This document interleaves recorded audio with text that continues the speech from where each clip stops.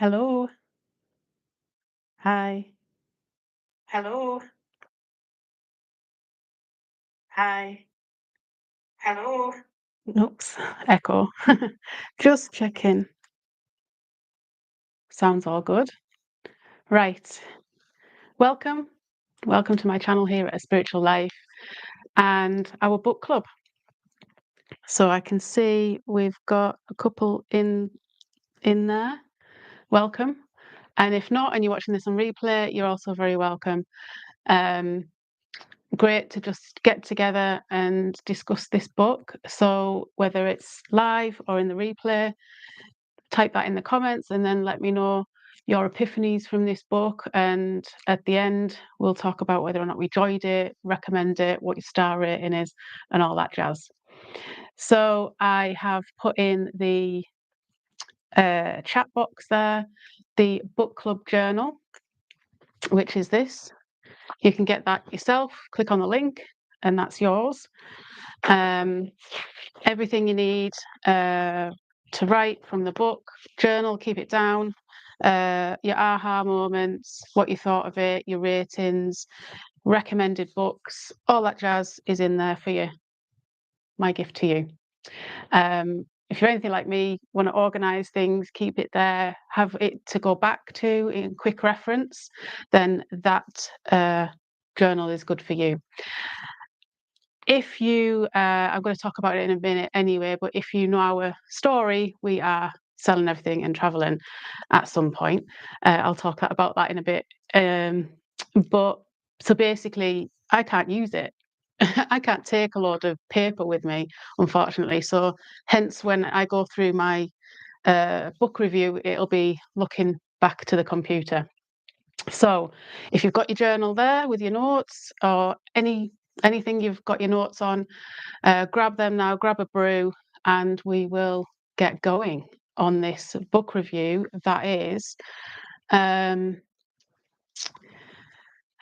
forgotten how you share. Here we go, share screen. So this is the book. I'm checking it comes up. Your Cosmic Purpose. Hopefully it's coming up on your screen. I'm all a little bit out of sorts with my tech today, but that is it anyway. Hopefully you can see that. Um, ooh, I'm not sure where that came up, but a picture of the book, because I don't have it, I've got it on audio. So hopefully I put the picture of the book up there. I am just going to go out and back into this so I get it real time. Okay, enough blathering. So, the book. What did you think of it? Book is, I'm going to read the author's view. So the book is Your Cosmic Purpose by Kirsty Gallagher. And this is what she says about it. So you have been guided to this moment for a reason. This book will help you discover more about your unique soul so that you can allow your cosmic purpose to awaken and guide you, even through the most challenging times. As you walk through these pages with me, you will experience more meaning in your life, while also learning how to find the answers you are looking for and discover your own truth. You will uncover the parts of yourself that you have hidden, reclaim the parts you have abandoned, and remember the parts that are divine. You will not only accept and love yourself fully, but also learn how to awaken the seeds of your soul's dreams and become who you came here to be. So that's a lovely description from the author of what the book is about. So let's dive in. I do make a lot of notes. It's just how I am. And I have made a lot of notes on a lot of the chapters. I'm not going to go into any great depth. Don't worry, I'm not going to reread the book. But what I do want to say is a little bit about me, because I'm going to be bringing this in, because that's what I talk about, these with the journal, as you read the book, what are your aha moments? What I mean by that is, what quotes do you read, or what lines are you reading from this book that really resonate with you because of what you're going through in the moment? So for me, just to let you know where I'm coming from, I've just mentioned, we're selling everything and we are going traveling as a family doing world schooling. So if you want to look at that journey, I've got a playlist on this channel, and we will be doing our separate channel as well. So the playlist is in the description of this video when it gets uploaded, and it's called Living Our Best Life. So you can go and check that out for the ins and outs. But basically, I've put here, selling everything and leaving. It's not quite as straightforward as it seems. So we started this journey the beginning of the year, and we're now in November and we're still here. So all these people that you follow that just seem to do it, and they're sold and they're out and doing it in 2 months, it's not always like that. And as a mindfulness teacher, I've got the tools to really feel into what that's like. And as she mentioned in there, in that little summary of the book, it's about, you know, going through life and its challenges, its ups and its downs, and how you get through it. And when it's really, really hard, and I know that right now, it's really difficult for us right now, going through the downs and the downs and the downs and the unknowns. And so this book has helped with where we're at in our stage of life right now, for me personally anyway. So just wanted to give you a little bit of heads up, if you are new to me, new to this channel, new to where we're at and everything, that's what I'll be relating to when it comes to my aha moments, and giving you my examples and relating it to me in my life. I'd love for you to be dropping the same kind of things in the comments too when you read these books. So I follow Kirsty. She is an astrologer. I said it right. I normally say astrologist. So yeah, she's an astrologer, and she has weekly forecasts and everything. So go and check her out. But I was very drawn to her because I've followed her for a little bit now, and I like her style. The way she works with the cycles of the moon and seasons and stuff like that. So that's why I was drawn to this book. So let's get going. Drop in the comments anything that you want about this book as we go along, and I'll come and read them at the end, or come back to them if it's not in the live, in the replay. Okay, so one thing I liked about this, to start off, is that she's done some definitions right throughout the book. So if you're new to spirituality and all this terminology, or find it a bit woo, whatever, she's defined a lot of this to make it clear from her perspective. It's still her opinion as to what the definitions of all these things are. So she's talked about in chapter 1 what the definitions of purpose and spirituality are. In chapter 2, she talked about spiritual words such as universe and higher self. So if people find that a bit woo, and what do those words mean? Because a lot of people will interlink them, interchange them as a terminology. So she actually clarifies that and categorizes all those spiritual words that you might not be used to if you're new to this, which I liked. She then goes into defining what spiritual squad or team is, which I found really good, because I don't really have a spiritual team. I use the word spirit. Universe is probably the one I use the most, but I've got a lot of passed on loved ones, so I will also want to directly speak to them. So I will say spirit, I will say universe. On occasion, I might say higher self, but they're the two that I use: spirit and universe. I'm not a visual person, so I haven't seen angels and the likes of that. So I don't really use that term, but I'm open-minded to when I ever meet them. So, but that's just me, but she goes into that on chapter 20. 21, chapter 21, she talks about soul contracts and past lives, which I thought was interesting. And then 25 to 27 is the birth chart and the astrology. So she talks about the three main ones, your sun, moon, and rising signs. And she gives a little clip on each one of the 12 signs for each of those. And then she'll talk about other astrology placements and the planets and things like that. So if you're new to astrology, this is great as well. So I'd say if you're new to spirituality and you're new to astrology, then this is really good. It gives you the basics to start. So that's what I first noticed about that she defines all these things.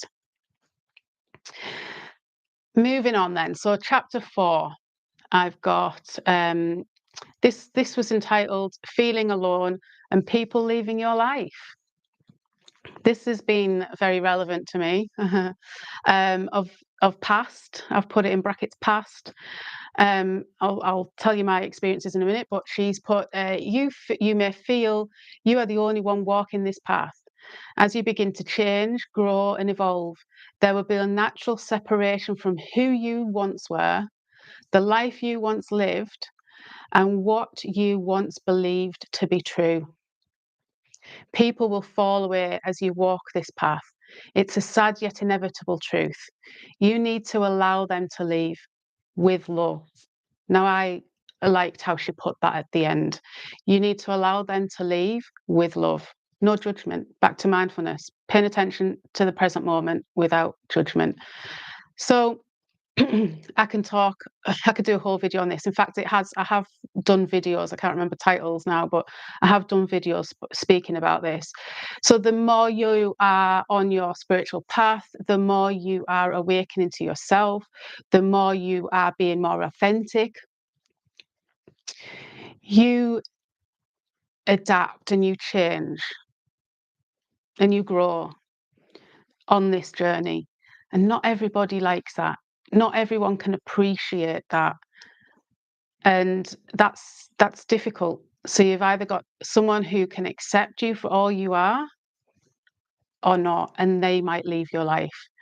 It has happened to me a lot, friends and family. So I do understand this, and it's not nice. I'm kind of at the other end of it now. I'm kind of accepting of it. But when you're in the thick of it, in the whole, it's hard. It's really hard. And so she talks through this book about trust is basically the theme of this book. I've let the cat out of the bag. So I like that, and I really resonated with that. I won't say anymore. Let's move on. So chapter 4, 5 and 6, no, chapter 5. Chapter 5 was more about mindfulness and about the stories you tell yourself. Again, I have done a video on this about stories we tell ourselves. It's titled something like that. Go and check it out in I can't remember what playlist it is, but it'll be something about stories is in the title. And she put this: you cannot get to your future while your past is still present. That was quite good. That really resonated with me. You cannot get to your future while your past is still present. Okay, so this is what we talk about with mindfulness, isn't it?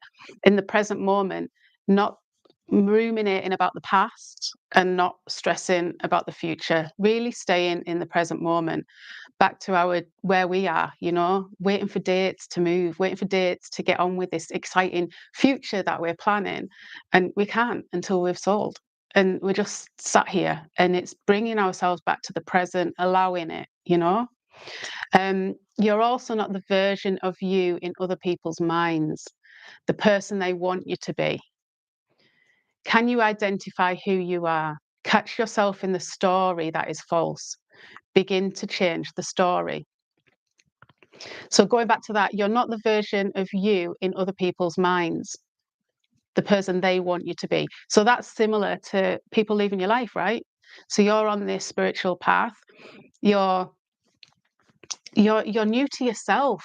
People think, oh, you've changed, I don't like you, you've changed, but you're new to you as well. Like, you don't know this, you don't know these changes you're making. It's all very strange. And you're not the version that they have of you, so they don't know how to be around you. That's the point. They don't like the change in you because they then become different, because they don't know how to be around you. So they become different. They get upscuttled. So I found that really good. Change the story. So it's noticing the story that you're telling yourself. Can you identify who you are not?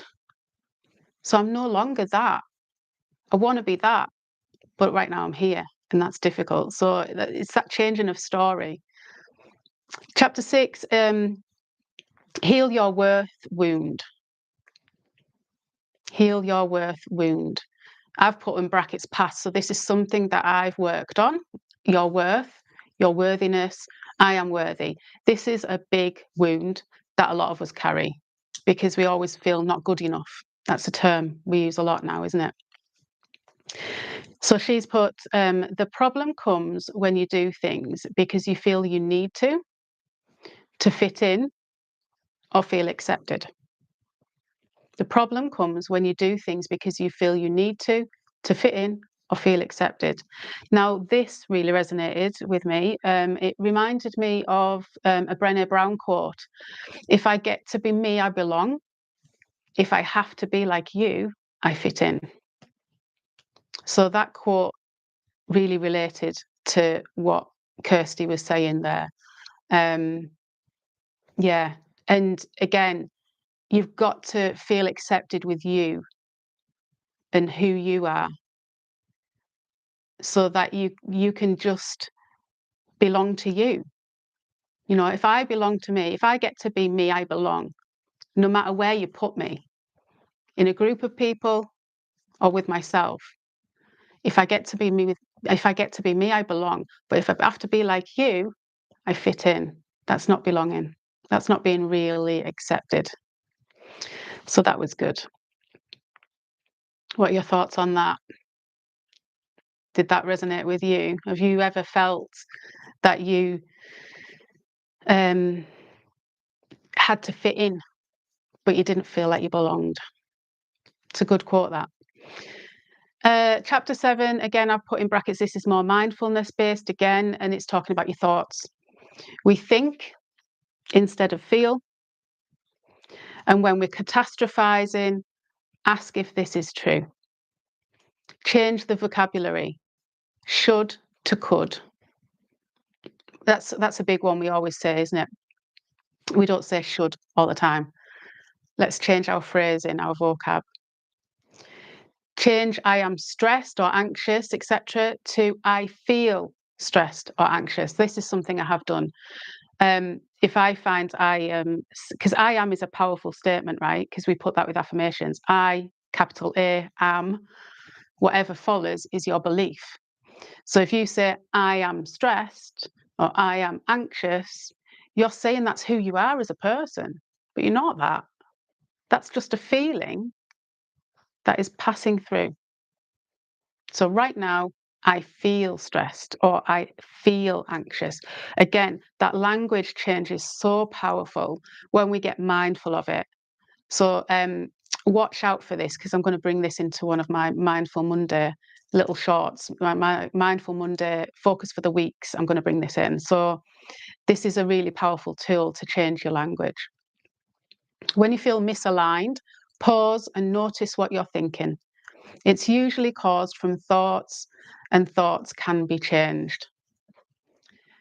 So yeah, when you feel misaligned, when you're not yourself, when you're shouting, when you're stressed, when you're triggered, is it a story? What thought are you telling yourself? Just have a think about that and see if it's something you can change.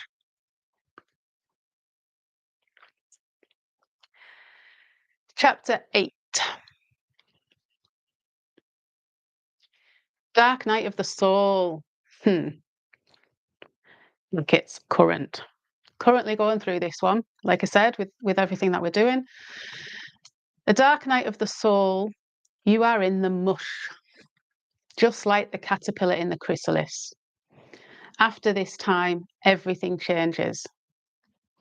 So I saw something, or I heard something this week actually, that was talking about the caterpillar and the chrysalis. I had heard it before, so it was a nice little reminder. It comes in well here. And it was,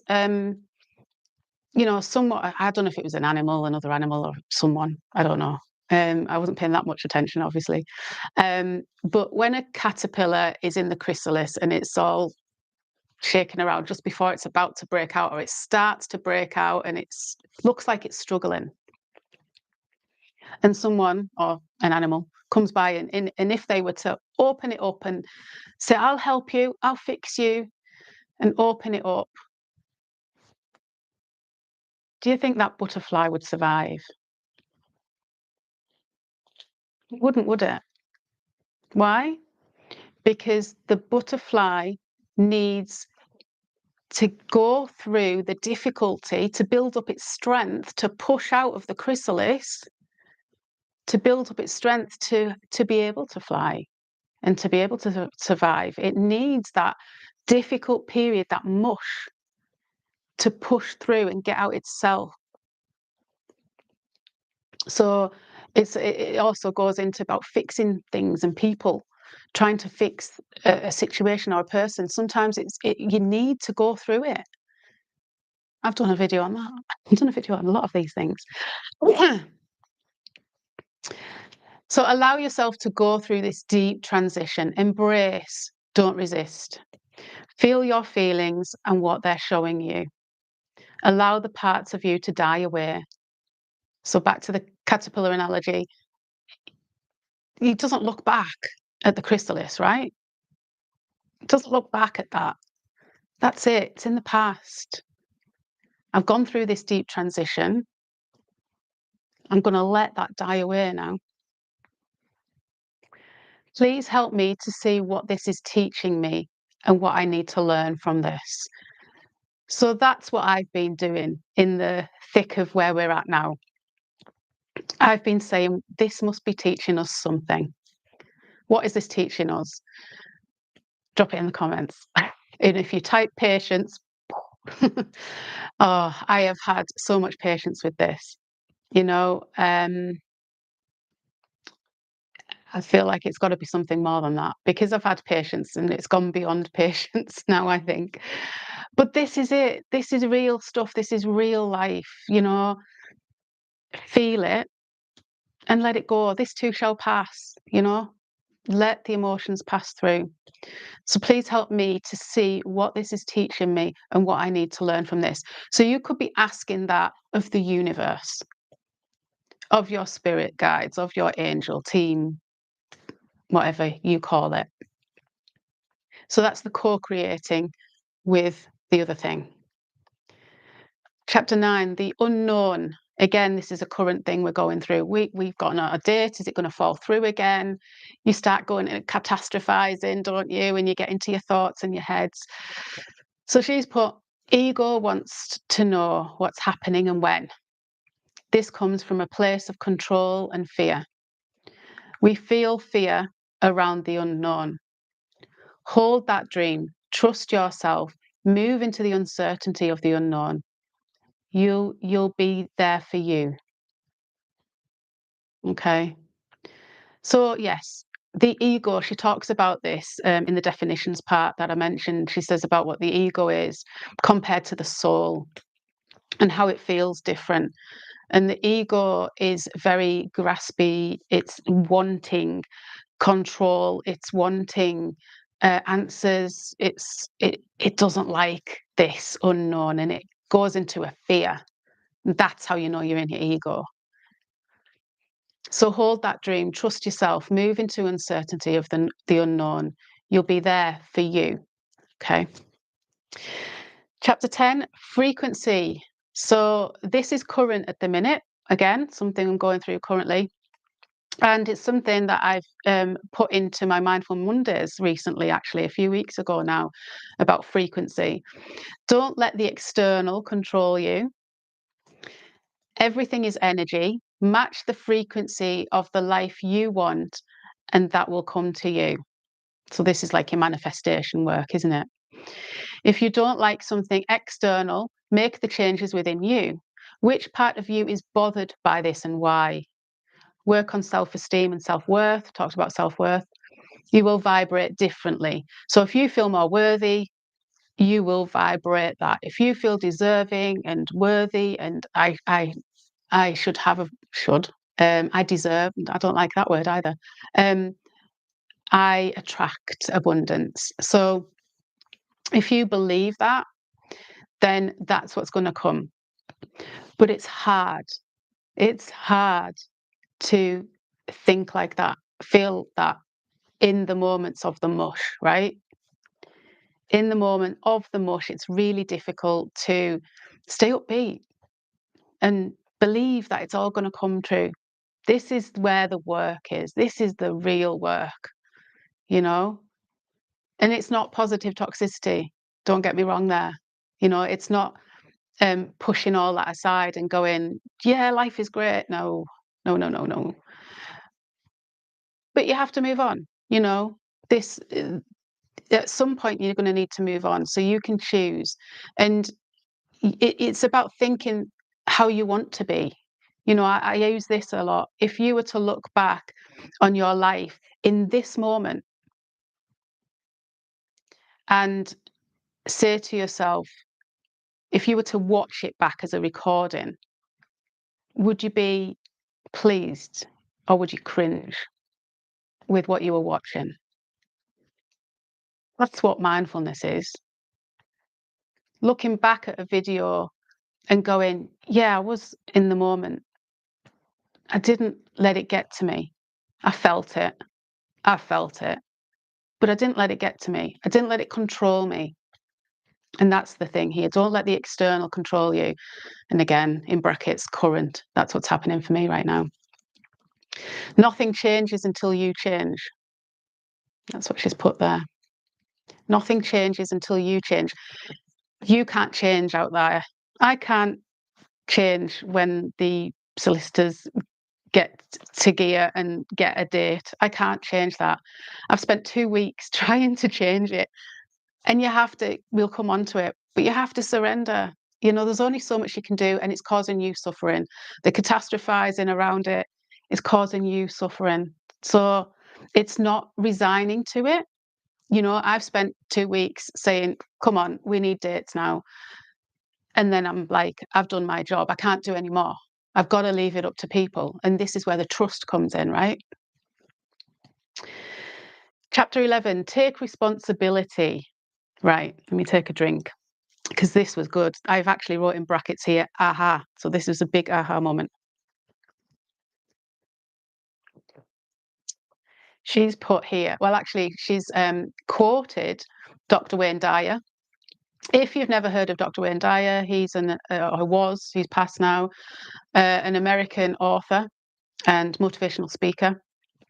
So if you haven't seen any of his stuff, go and check him out. He's really good. But I've not heard this before. And I liked how she went on to describe it. So the quote from Dr. Wayne Dyer goes like this: you can't squeeze orange juice. Hang on. Let me read that again. You can't squeeze an orange without getting orange juice. So think on that for a minute. You can't squeeze an orange without getting orange juice. What do you think he means there? Because this is something I'm going to write down and keep. This is definitely one that goes in your little journal. You can't squeeze an orange without getting orange juice. So she said herself, I didn't understand what he meant. What does he mean by that? So she went on to explain. If there is no anger within you, no one can squeeze it out of you. If there is no jealousy within you, no one can squeeze it out of you. If there is no pain within you, no one can squeeze it out of you. Don't blame others for squeezing what is in you. Go within instead and begin to heal those wounds that you are causing you to feel the way you do. So only you are causing yourself this. When we are stuck in the past or the future, when we are stuck in our thoughts, stuck in our stories. So, and again, it's not to not have these feelings. You can have feelings of jealousy. You can have feelings of pain and hurt. The people that have left your life, it's painful. All that stuff. We're not saying that. She's not saying that. Dr. Wayne Dyer's not saying that. But it's staying in there. And when that pain, jealousy, hurt, bitterness, all that stuff stays in you and builds into a resentment, then all it takes is for someone to prod you and you're squeezed, and out comes the jealousy, the bitterness, the resentment. Does that make sense? It does to me. It was a massive light bulb, that. So if there is no anger within you, no one can squeeze it out of you. If there is no jealousy within you, no one can squeeze it out of you. If there's no pain within you, no one can squeeze it out of you. So just remember, you can't squeeze an orange without getting orange juice. She goes on to say, when you notice yourself affected by someone else's actions or words, take a pause and use this as a beautiful opportunity for some deep inner exploration and to get to know yourself in a deeper way. Question how it made you feel and why. Don't give them the power. Don't give the power to them for making you feel that way.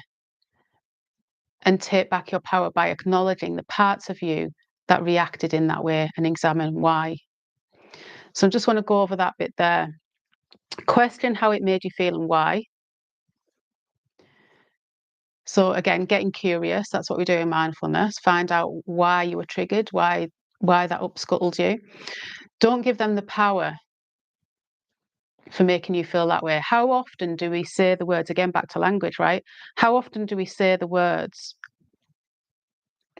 you made me feel like this. You did that to me and it made me feel like this. Only you can make you feel a certain way. That's what we're talking about here, giving your power away to them. So when we're mindful, again, it's simple, but it's not easy. These tools are simple, but it's not easy. I'm not here to preach. I'm certainly not here to preach. I'm here to help you with the tools that I'm going through as well, like I've just said. So someone said or done something, and you, in a response, feel upset. That's fine. But are you going to squeeze yourself and squeeze out anger? Or could we acknowledge that? Take back your power by acknowledging the parts of you that reacted in that way and examine why. So you could go away, journal that in the evening. Why did I react like that? What was in me that made me feel like that? Or you could actually say to somebody, that tone of voice, back to vocabulary, that tone of voice, the way you said that, um, it didn't feel right. Can we talk about it? Why did you talk to me like that? Is there something going on with you? Because if someone is coming at you like that, it's usually something that's going on with them. And I'm not saying this to pass the buck to them. How you responded is what you can control. But usually, if any of us are not in a good place, it's something going on here. But it comes out like it's projected on someone else. So if someone is shouting at you and blaming you for something and kicking off, they're not in an aligned place. There's something going on with them and they're getting squeezed and they're projecting it onto you. So it's making sense now, isn't it? This orange squeezing analogy. And that's why I've really highlighted it as my big takeaway here in this book. Chapter 14, fears. Again, something currently going along with. Facing your fears isn't about no longer having them, but about trusting yourself enough to know that no matter what happens, you can turn to face them and overcome them. Let's read that again. Facing your fears isn't about no longer having them, but about trusting yourself enough to know that no matter what happens, you can turn to face them and overcome them. So, brackets, current for us, yes, this is really scary what we're doing. Really scary. Does it mean we shouldn't do it? No. you know, ego, she's put here, ego, fear comes in waves, anxiety ridden. Soul fear is clear. So that's when I said that she mentions this. So this is it, where she says it here in chapter 14. Ego fear comes in waves of anxiety ridden and fear. You know, you can feel the difference. It's tight, it's contracted. Soul fear is clear. So this for us, in the actual long-term thing of what we're doing, that is soul fear clear. Definitely. The fear we're feeling here at the minute, is it even going to happen? What if it falls through again? That's the ego fear for us. Me, I keep saying us. We're doing all this as a family, but I can only say what I feel, right? She goes on, 91% of fears never come true. If it does, it's been shown that people have managed it way better than they thought they ever would. Fear comes when you don't trust you or the universe. So this was quite a big one for me because my granddad, I used to be a bit of a worrier, and I would say, I would be going for jobs and I'd have these interviews and then I'd get worried about, well, what if this, like, what if the one comes back to me that I don't really want before this one comes back to me? And I get really anxious about stuff. And I remember talking to my granddad and he'd say things like this. He'd say, half the stuff you worry, more than half the stuff, 91% apparently, of the stuff you worry about doesn't come true.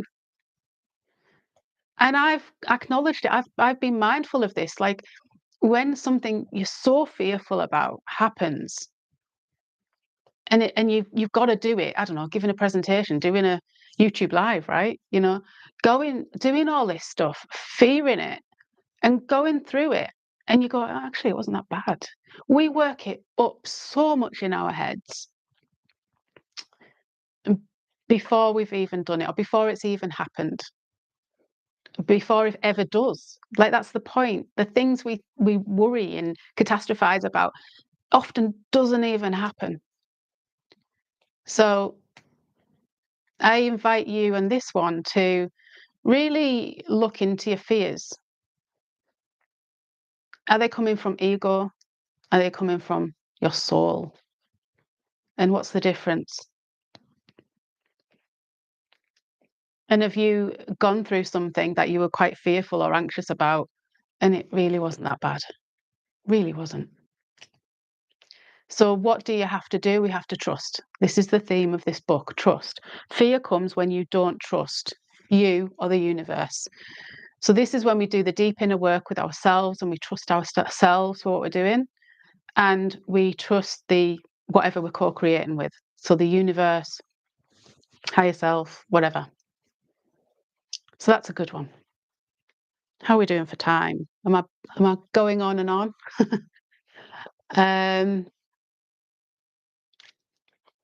Chapter 16. Don't worry, I haven't gone through every single chapter. Chapter 16, raise vibration. Again, you know, I'll just briefly go over this. We've mentioned this before, vibration, energy. Your body, thoughts, words, actions, and soul vibrate. To raise your vibration, you need to be with only that which aligns with you and let go of that which doesn't. So to raise your vibration, you need to be with only that which aligns with you and let go of which doesn't. So how is this not positive toxicity? That would be my question to that. And I would say you need to be with only that which aligns with you. So if you're, okay, let's take this example of me. Okay, so frustration, okay? Really frustrated because things aren't moving as fast as we want. Really, really frustrated. But what's that doing? That's not doing anything for my energy. Being in this state of frustration constantly is giving off an energy to me and outwardly. from me to others. And then other people pick up on that. Your kids especially, you know, my channel's all about families and bringing mindfulness in to your family. And your kids pick up on this. They really do. So again, don't uh, push the feelings away. You're frustrated. Allow that frustration. Spend some time in that frustration. Yes, yes. What would your inner child need? You're frustrated. Hand on heart. Breathe. Say it's okay. Those kind of things to put you at ease, to start regulating your body. And then you can start working on the vibrations. Okay, we're frustrated, but we will get there. And that vibration will feel what? We will get there. We will get traveling. We will do the thing we want to do. And that will feel light and expansive and fun and joyful and bliss. And when you start allowing that, you'll vibrate that instead. Now, you could be saying, but now you're looking into the future, Carrie. You're not in the present. That's a good point. That's something else I would question about this as well. And but that's what they say about manifestation, isn't it? If you um, think and feel how it is to feel when you have the thing, but you're feeling it in the present moment, that's the difference. It's just come to me then. So yes, the feeling you want is you in the future, but what you're doing when you do this manifestation work or vibration work and energy work is you're bringing that feeling into the present moment. So you're actually now feeling it in the present moment. So yes, it will come to you from thinking about a future point, but you're bringing it into the present moment. Does that make sense?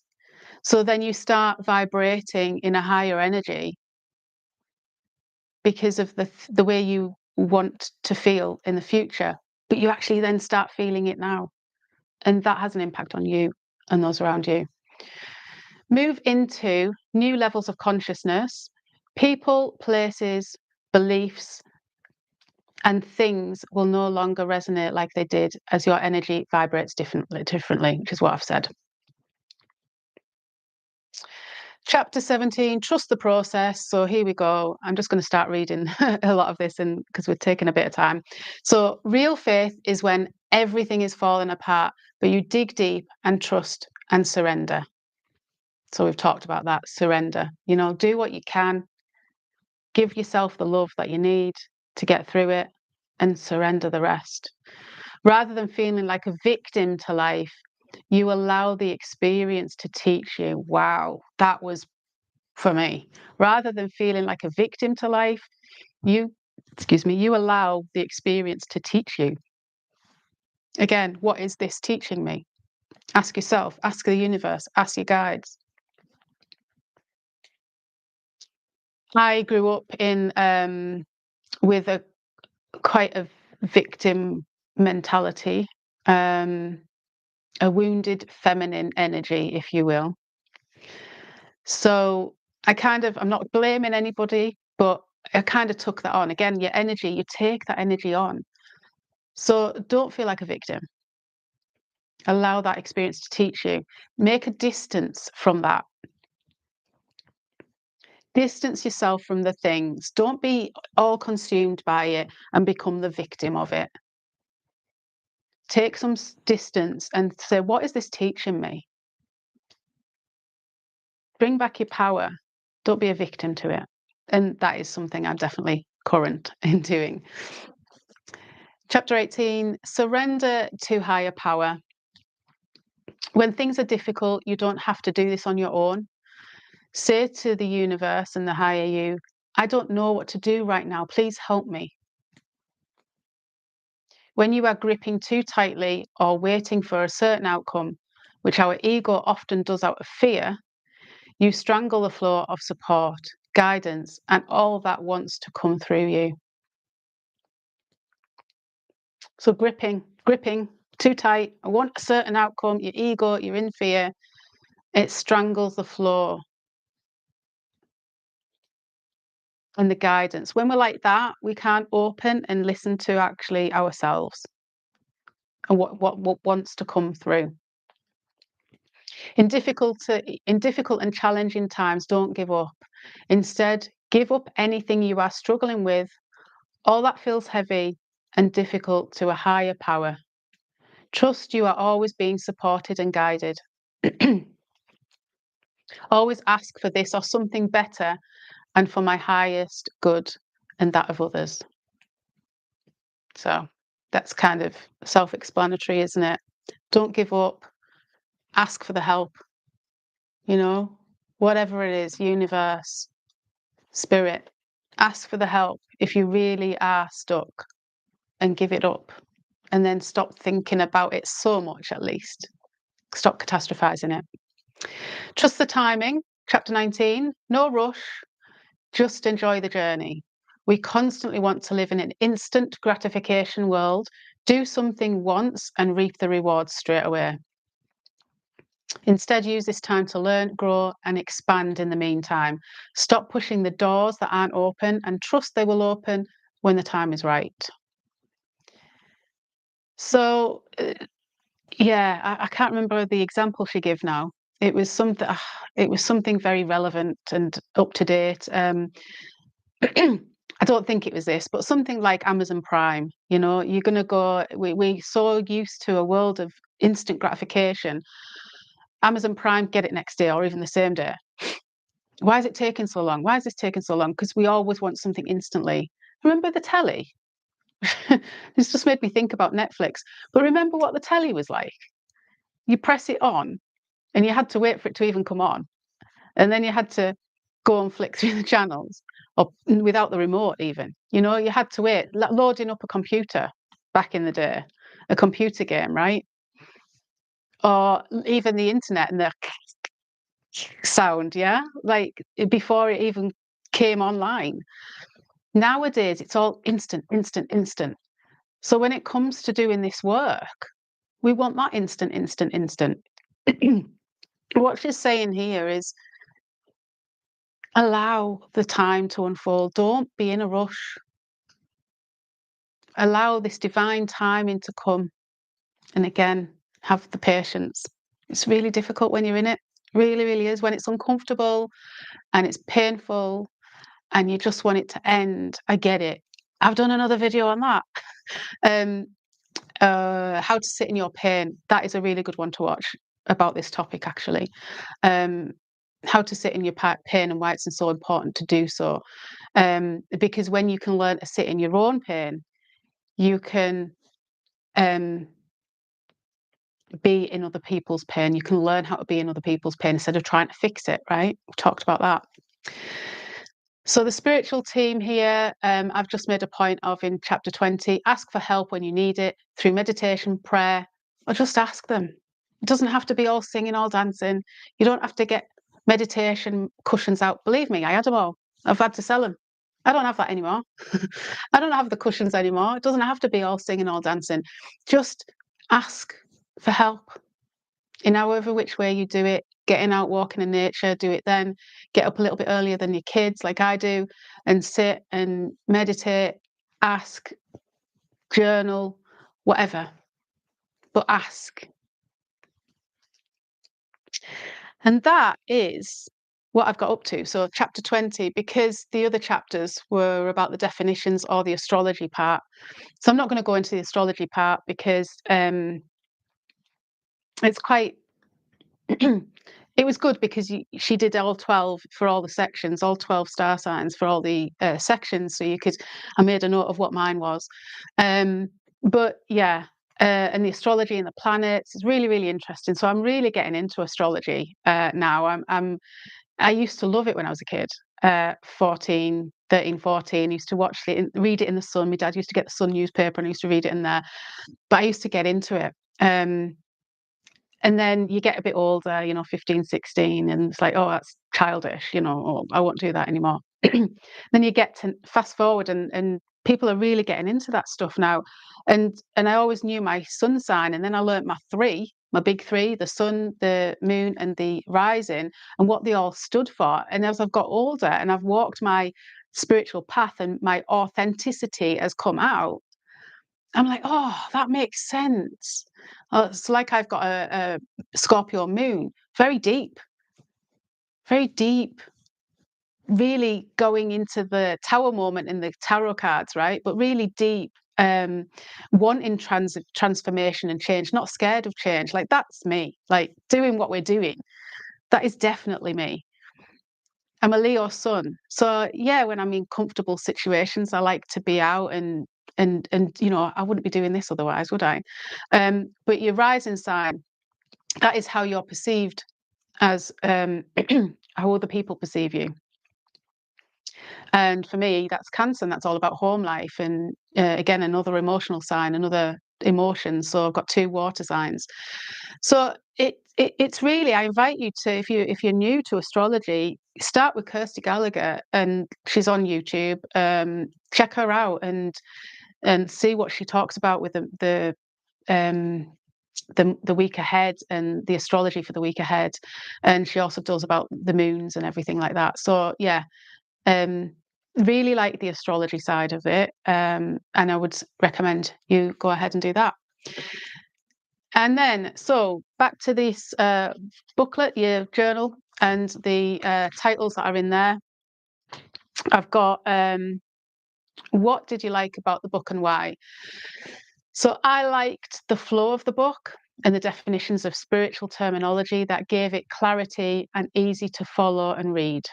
The journal prompts at the end of each section were good to go back to when working on that relevant topic.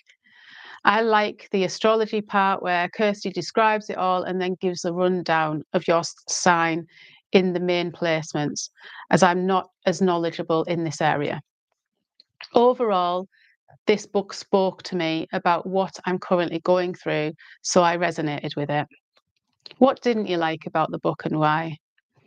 Personally, I would have liked a bit more depth and perhaps more on Kirsty's examples. For this reason, I think it's a great book for people just coming into spirituality. So yeah, I was a little bit disappointed in the fact that it didn't have the depth. There was lots of chapters with a lot of information in it. Like I say, to those getting started on this journey.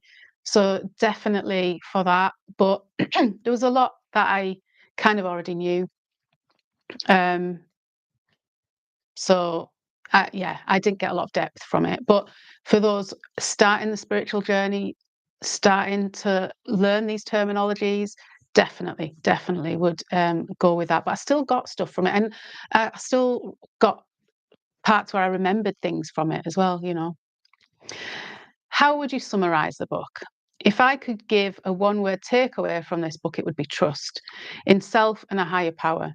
It takes you on a journey of self-discovery, starting with self and opening up to something bigger than us and how we can work with that. It is a great book for someone starting on this path of spirituality and astrology. Would you recommend this book? Why not? I would recommend this book to people starting on this journey as it has clear and easy to follow examples. Would you read another book from this author? Why not? Yes, I like her style. I would like to read The Goddess Path. I've put it on my list. What's the rating? I give it a 4-star. Not a 5-star, just because I felt it could go a bit deeper perhaps on some of these areas. I still enjoyed it and got a lot from it though. So yeah, that's my review of Kirsty Gallagher's Your Cosmic Purpose. So if you have read it, put down your thoughts in the comment box, and let's have a little conversation, go and start a little community. But I really did like it. Yeah, so a few things to mention before we close is the next book club is, we're doing them the last Monday of every month, 8 o'clock UK time. We've just gone and put our clocks back, so it's really dark now. So yeah, 8 o'clock GMT, that is. The next book club will be the 24th of November. Okay. And I've put the link in there to get your journal. If you haven't got it already, it's all there for you. Those are the prompts that we use as we go through, and you can be jotting it down as you go through it. A little note about my newsletter. So I have a newsletter for all things family and mindfulness, give you tips, takeaways, relatable stories like I've just done here. I put a lot of effort into it. I want it to feel like a magazine subscription rather than a newsletter, another thing in your email box, so I do put a lot of effort into it. So if you're not on the list and would like to, the link for that is in that chat box there. A little note there on Mindful Mondays. This is a little shorts that I've started doing on a Monday morning to set you up for the week. And the reason being is I wanted to give you something of value that wasn't just something you can scroll on by. Oh, that's it for the day. It's not just for Mindful Monday. It's not just for a Monday. It's for the week ahead. So what I suggest you do is write them down in your journal or whatever and go back to it every night. That Mindful Monday focus for the week, every night, go back to it. So it keeps in your forefront. So we've done one on like your own energy, how you feel when you wake up and how your energy changes throughout the day. Do that every day for 7 days and see if it makes a difference. How your energy affects others, how other people's energy affect you. So they're just 3.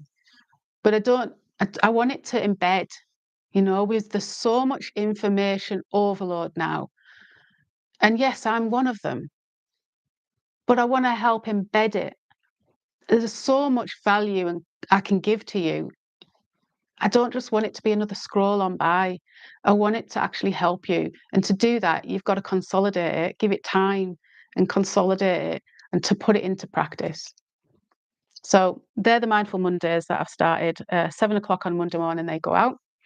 And please do write in the comments of those videos how it's working for you, and what experiences you're finding, what examples you're finding. And I've mentioned it, Living Your Best Life, my playlist on here. So if you want to know a bit more about our journey to now through the eyes of mindfulness, really feeling it all, it's been one hell of a roller coaster. We're following all these people that are doing our dream while we're still sat here. It's torture at times. It really is. I'm not here to preach and be all positive toxicity. No, that's not who I am. If you want that, I'm not for you. I'm here to feel it, the good, the bad, and the ugly, and how to use the tools to help you through it. Not just the bad, the tools to help look for the good as well. I've also got a playlist on Glance the Glimmers that I did every day of August. So go and check that one out. It's not all about doom and gloom. So yeah, lots of playlists for you to check out. Go and check them out, please. And if you haven't and you like my style and you haven't already subscribed, I would very much appreciate that too. It's all beneficial for us and growing this channel. And yeah, once we get out of here, we are going to start a separate channel for all this. So do join us on that. It's the unknown. I can't tell you what it's going to be right now, but I'm excited to do it and bring you along. So that's what I've got for you. Hope it's been helpful. Hope it's given you lots of aha moments. Hope you found aha moments in this book too. So yeah, thanks for watching. Much love. Bye for now.